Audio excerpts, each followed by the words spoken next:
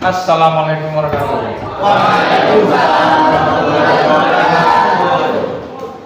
Sehat anak-anakku? Alhamdulillah.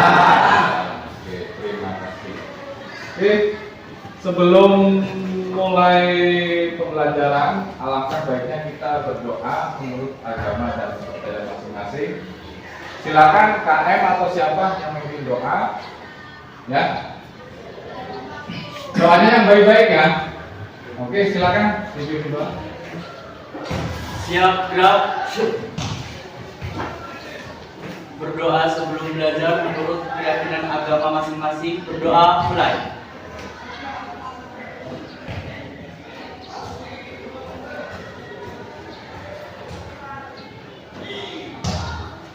Selesai memberi salam. Assalamualaikum warahmatullahi wabarakatuh. Waalaikumsalam warahmatullahi wabarakatuh. Oke, terima kasih. Bapak absen dulu. Apakah ada yang berhalangan atau ada perlu di luar? Kira-kira siapa? Sofi izin ya? Sama Fitri izin. Sofi sama Fitri ya? Ya. Ini anak dari beberapa hari izin karena apa atau apa? Ada sesuatu? Ini sakit ya. Sakit atau lagi PKL? Sakit. Udah 2 hari ini? Iya. Ya, Sofi sama Fitri. Sofi sama Fitri. Oke, terima kasih.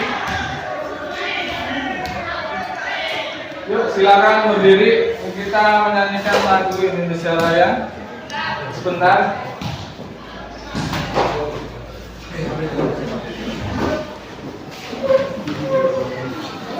Silakan dipimpin salah satu. Pak, di depan.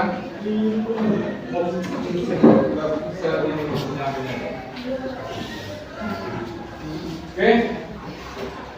Hiduplah Indonesia Raya. Indonesia tanah airku, tanah tumpah darah. Di sanalah aku berdiri, jadi pandu ibuku.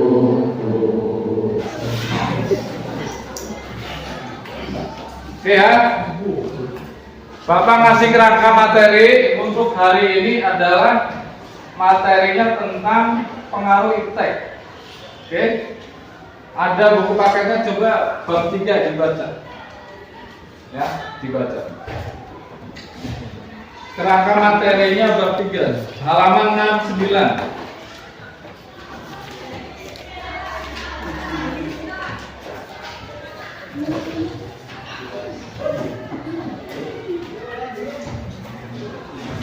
Pengaruh kemajuan iptek terhadap Negara Kesatuan Republik Indonesia. Pengaruh kemajuan iptek ya. Kemajuan iptek terhadap Negara Kesatuan Republik Indonesia. Kurang lebihnya Bapak ngasih kerangka tentang pengaruh kemajuan iptek terhadap Negara Kesatuan Republik Indonesia. Oke. Bapak kasih kerangka sekilas saja ya. Kalau minggu kemarin kita udah membahas tentang sosial dan budaya. Sekarang kita membahas pertahanan dan keamanan ya. Pertahanan keamanan itu meliputi beberapa faktor, baik keamanan militer maupun pertahanan cyber ya, digital ya. Cyber atau digital. Keamanan militer atau cyber keamanan. Keamanan apa bahasa ini? Cyber security. Cyber. Enggak, keamanan Digital. ya, digital atau cyber. Cyber. Nah, beberapa faktor kalau kerangkanya, kalau keamanan militer itu dari berbagai unsur, mau unsur militernya, mau unsur angkatan laut, angkatan darat, angkatan udara, polisi, dishub dan lain-lain. Itu biasanya kalau dikomandoin sama komandannya itu biasanya langsung bergerak, ya. Nah, kalau keamanan siber biasanya itu yang namanya apa? Cyber digital. Itu biasanya dari pihak kepolisian juga ada, pihak militer juga ada, atau pihak dishub. Dishub biasanya Diskominfo, ya, Diskominfo. Kalau di kepolisian atau militer itu cyber ya, kurang lebihnya gitu ya, cyber. Kalau tapi gini, kalau kalian jadi cyber, janganlah cyber yang kurang bermanfaat. Jadilah cyber yang bermanfaat. Jangan cuma mementingkan golongan sendiri atau perorangan akhirnya ngambil hak orang lain. Emang waktu awalnya enak, tapi nantinya juga kan melacak, akan sehebat-hebatnya orang pasti akan melacak. Ya, Bapak ngasih suatu video, nanti video pembelajaran, apakah itu namanya apa iptek, gunanya untuk apa, atau buat transportasi, atau buat cyber, atau buat apa lagi kurang lebihnya? Transportasi, media ya, transportasi, media,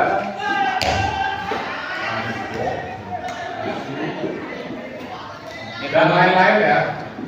Oke. Tolong.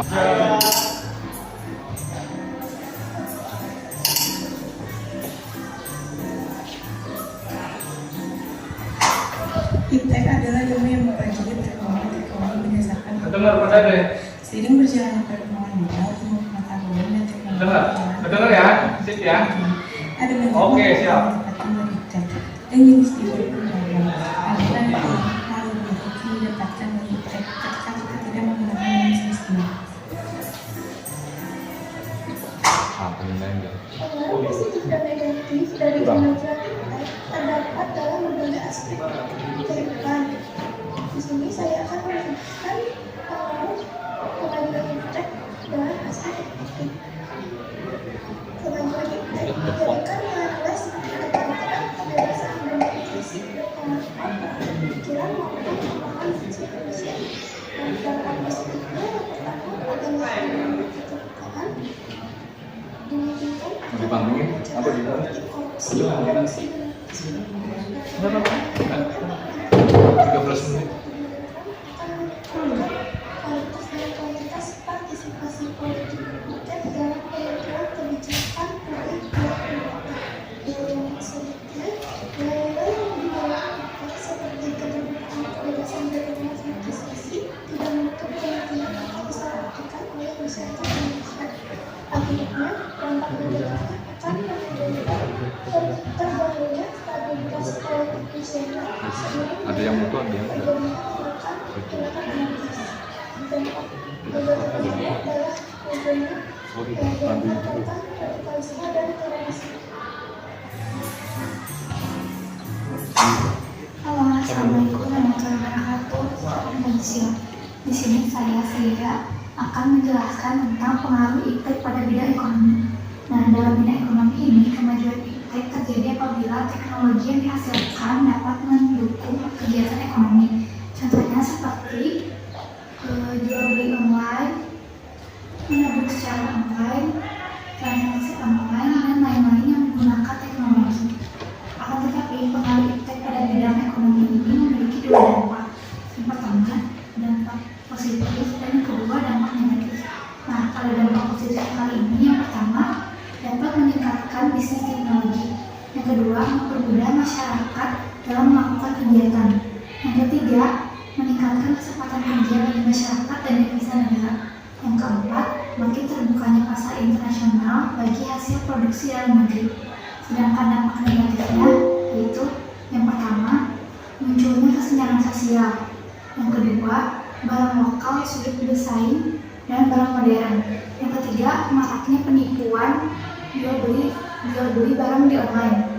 Yang keempat, yang terakhir, cepat atau lambat perekonomian negara bisa dikuasai oleh pihak asing. Baiklah, kami mengikuti bidang ekonomi akan melakukan pengaruh itu di kehidupan sehari-hari.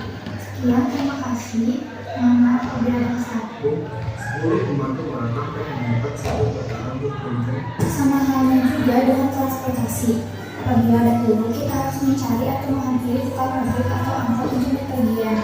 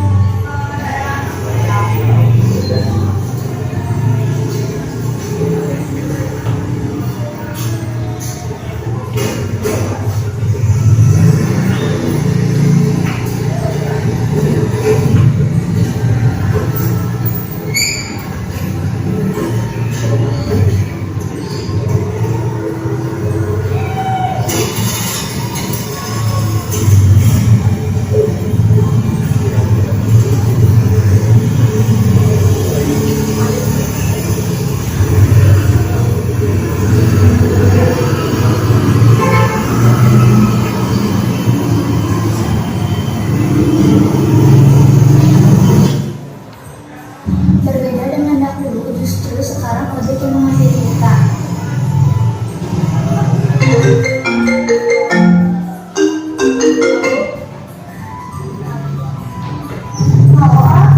Halo Teh. Udah di mana ya? Ya ini sebentar lagi berangkat. Oh, oke. Ini udah selesai jadi kan? Ya. Oke, saya ke sana. Tenang aja. Siap dong. Dan ini juga membuat kita lebih mudah untuk berpergian karena sudah ada aplikasi seperti Gojek, InDrive, Grab, dan lain-lain.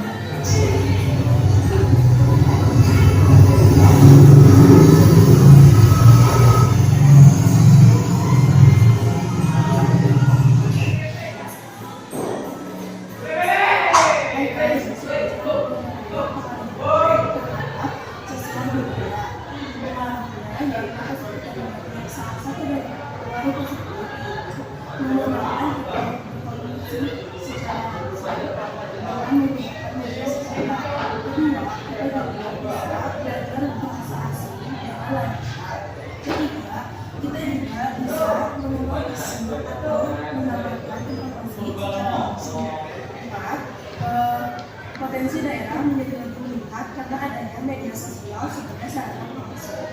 Dan di antara pengaruh positif itu ada beberapa pengaruh. Salah satunya yaitu adanya kesenjangan sosial masyarakat Indonesia pakai masker budaya asing dan ada semakin budaya sebagai dan munculnya gaya kehidupan masyarakat serta munculnya kegiatan. Jadi metode dari aku pengaruh positif dari impact terhadap sosial demokrasi.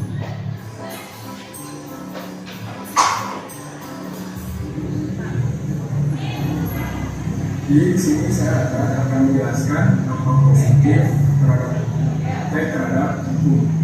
Pertama yaitu membantu penguatan supremasi hukum. 2. Membantu meningkatkan sistem demokrasi yang dijalankan rakyat. 3. Meningkatkan tuntutan dilaksanakannya hak asasi manusia.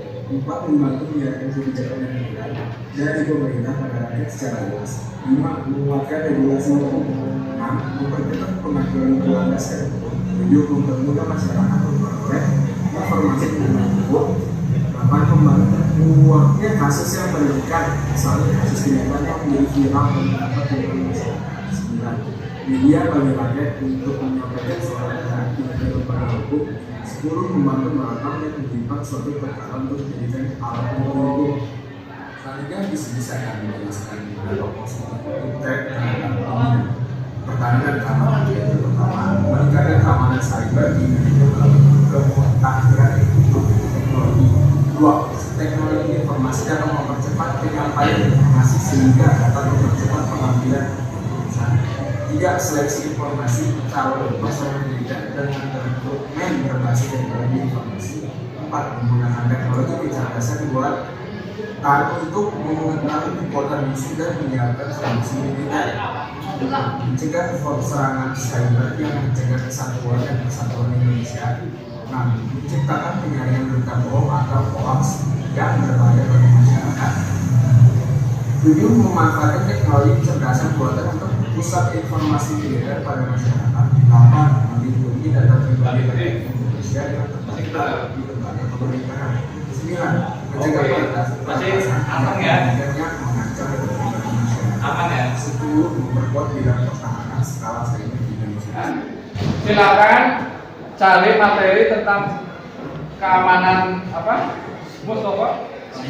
Siber sama militer di internet, dibikin, dirangkum dulu yang tadi Bapak kasih, dirangkum, nanti baru dikasih slide, nanti dipresentasikan, kurang lebihnya ya kita benerin bareng-bareng, jangan sampai salah. Kira-kira kasih beberapa waktu, 10 menit, 5 menit, kurang lebihnya, rangkumnya 5 menit. 5 menit cukup. Ya nanti kalau ada yang kurang sambil jalan aja ya. Ya siap. Silakan bikin silakan. Ya.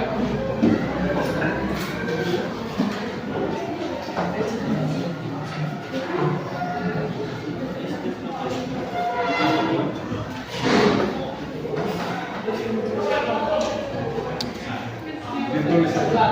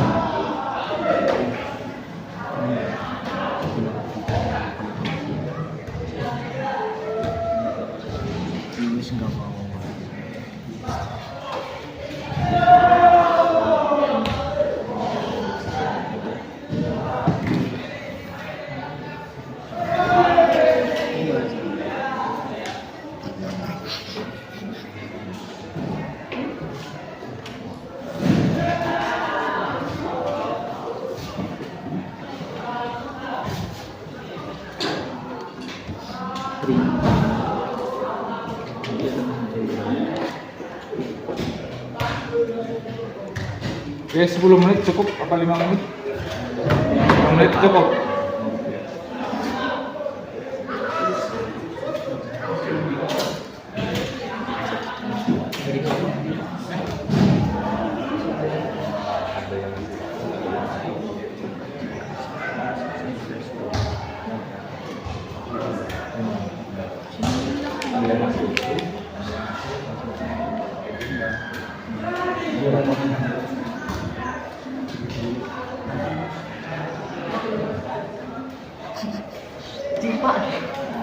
Udah? Ditulis? Oke. Udah? Siap? Kayak kirim ke Bapak ya. Coba dikirim Bapak. Kirim ke Bapak ya. Mustafa dari kelompok 2. Dari kelompok 3 nanti dikirim pertanyaannya ya. Oke. Udah siap Bapak dikirim lewat TA. Lewat TA ya. Nanti kita tayangkan bareng-bareng. Oke. Siap. Berarti yang mau maju duluan kelompok 2 atau kelompok 1? Kelompok 1. Oke. Assalamualaikum warahmatullahi wabarakatuh. Kami dari kelompok 2 akan membahas pertahanan Kelompok 1. Kelompok 1 akan membahas pertahanan militer Indonesia. Bisa. Oke. Sip, pertahanan militer.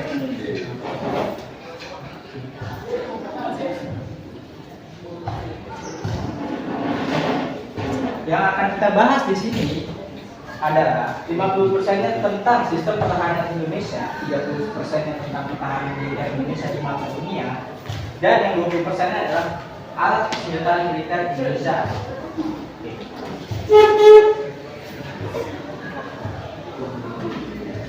Oke, next. Next.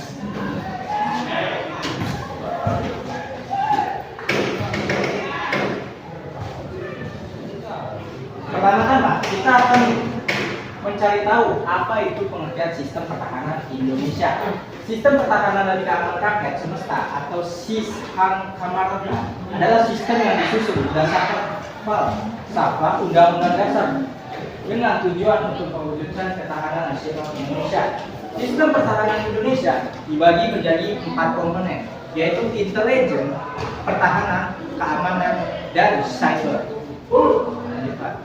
Oke, next. Next.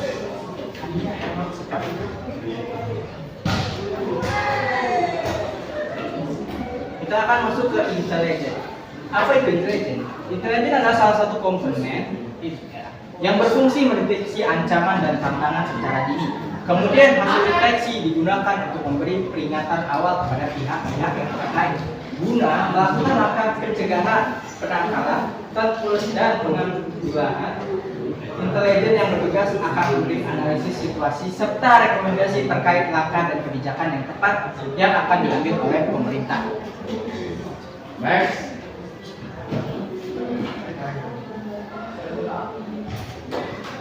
Selanjutnya ada komponen pertahanan. Komponen pertahanan bertugas melancarkan strategi pertahanan negara dengan menggunakan segenap kekuatan militer dan non-militer secara menyeluruh dan terpadu. Strategi yang dilancarkan oleh komponen pertahanan meliputi strategi penangkalan yang bersifat kerakyatan, kewilayahan, dan kesemestaan. Sistem Kamarata juga melibatkan segenap departemen dan lembaga non-departemen secara kooperatif untuk ikut serta menjamin keamanan negara. Komponen pertahanan bertanggung jawab untuk menganalisis misi, mengembangkan tindakan atau course of action atau COA dan melaksanakan COA.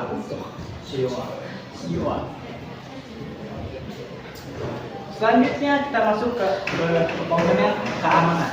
Jika komponen pertahanan lebih memiliki orientasi dalam melindungi kedaulatan Indonesia dari serangan militer, maka komponen keamanan lebih berorientasi kepada situasi keamanan domestik. Komponen keamanan meliputi keamanan dan ketertiban masyarakat, penegakan hukum, serta pelayanan dari aparat penegak hukum kepada masyarakat. Komponen keamanan menjadi penyokong dari smart security, yaitu sistem pengamanan kota modern yang berdasarkan pada kemajuan teknologi, keterlibatan komunitas, dan keterlibatan mitra keamanan dalam negara. Ya, next ya. Dan yang terakhir ada cyber atau siber. Komponen siber, ya. Oke, ini lanjut, Pak.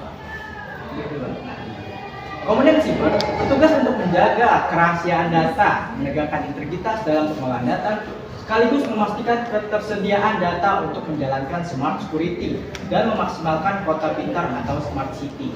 Komponen cyber menjadi salah satu komponen yang mendapatkan perhatian tinggi dari pemerintah karena layanan smart city membutuhkan ketersediaan data yang tinggi, perlindungan yang harus dilakukan secara maksimal karena memiliki tingkat kerentanan yang cukup tinggi. Komponen cyber bertanggung jawab melahirkan National Security Operation Center atau NSOC. Untuk cyber akan dijelaskan lebih lengkap kepada kelompok 2 nantinya. Oke, next ya. Dan kita akan masuk ke militer Indonesia di mata dunia yang akan dijelaskan oleh Muhas. Dipersilakan Muhas. Iya, Avibras Astros 2. Sistem peluncur Astros 2 ini dibopong oleh truk segala Medan AFBA bergerak.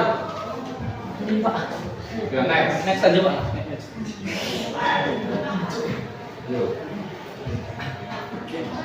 Indonesia pula memiliki rudal RBS 15 MK3.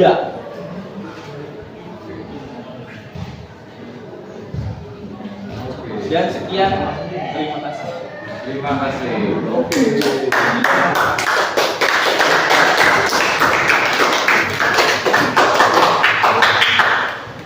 Kita akan masuk ke sesi pertanyaan. Jika ada yang mau bertanya, silakan. Sesi pertanyaan.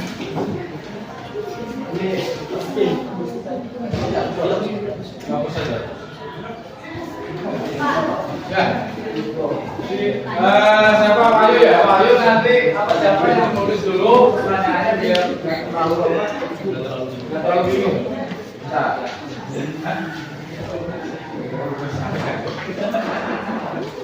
Oke, pertanyaannya dari siapa? Kapiati. Davianti. Kelompok 3 ya, Davianti. Pertanyaannya Apa kebanggaan militer Indonesia? apa? Apa kebanggaan militer Indonesia? Kebanggaan.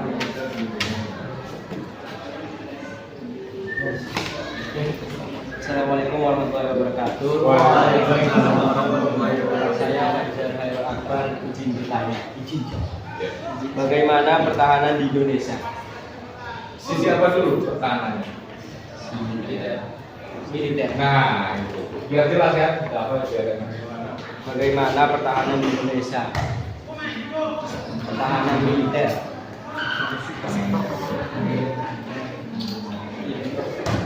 Nih, Oke. Nomor 2. Iya, iya. Oke, silakan. Dari siapa? Di sini saya akan menjawab pertanyaan dari saudara Eka, yaitu apa kebanggaan militer Indonesia? Jadi kebanggaan militer Indonesia itu adalah menempati 15 besar dalam militer terkuat di dunia, yaitu berada di angka 13. Itu sangat kebanggaan bagi negara kita.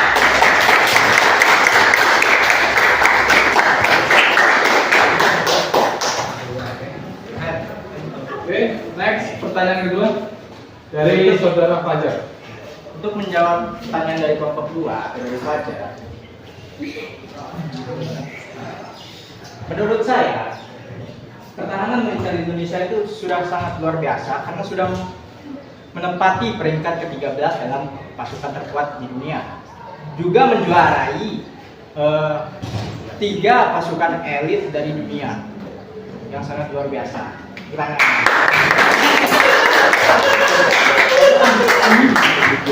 Jadi Bapak rangkum ya, Bapak evaluasi.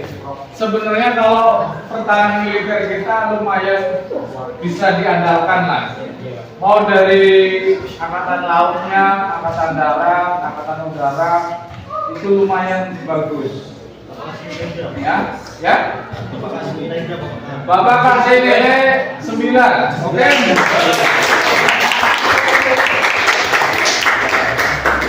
Cukup atau bagaimana kurang lebihnya?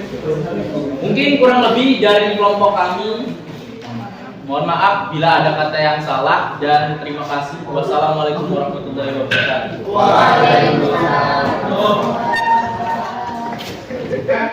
Habis Bapak nanti pelajaran siapa? Habis Dohon? Bu Indonesia. Jadi untuk minggu depan nanti kita akan membahas tentang ekonomi. Ya, kita tadi sudah membahas pertahanannya, mau sibernya, mau militernya. Nanti next minggu depan kita akan membahas tentang plus minusnya ekonomi menggunakan iptek. Oke, sebelum kita bubar, alangkah baiknya kita berdoa dulu.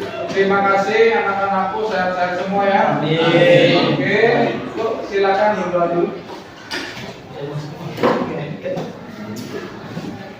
Siap gerak sebelum mengakhiri pembelajaran. Alangkah baiknya kita berdoa. Doa mulai.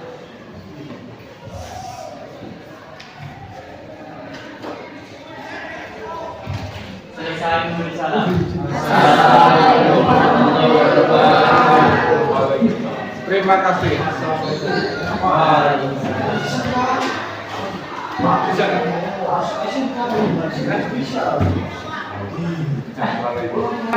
Ya, terima